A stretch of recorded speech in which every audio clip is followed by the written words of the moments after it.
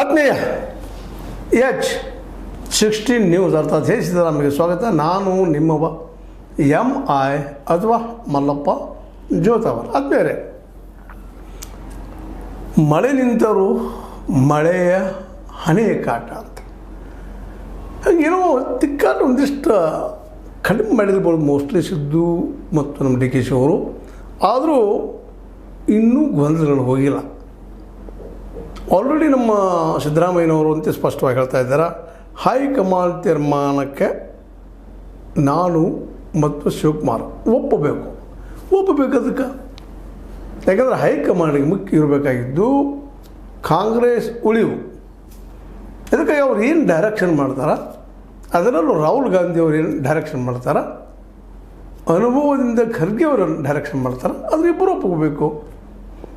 ಯಾಕಂದರೆ ಇವತ್ತು ಅಧಿಕಾರ ಇರ್ತದೆ ಹೋಗ್ತದೆ, ಅದರ ಇತಿಹಾಸದಲ್ಲಿ ಉಳಿಯುವಂಥ ಕೆಲಸ ಇಬ್ಬರಿಗೂ ಇವತ್ತು ಬಂದು ಒದಗ್ಯದ.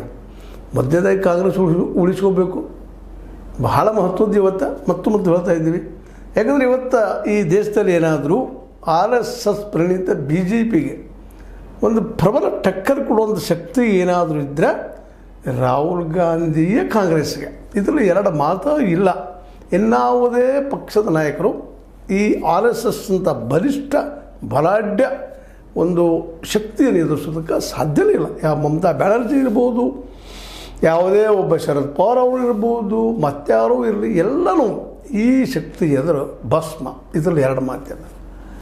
ಇದ್ದಿದ್ರಲ್ಲಿ ಸ್ಟಾಲಿನ್ ಒಬ್ಬರು ಇದ್ದಿದ್ದಾರೆ, ಅದು ಕೇವಲ ತಮಿಳುನಾಡಿಗೆ, ಇನ್ನೊಬ್ಬರು ಕೇರಳಕ್ಕೆ. ಸಣ್ಣ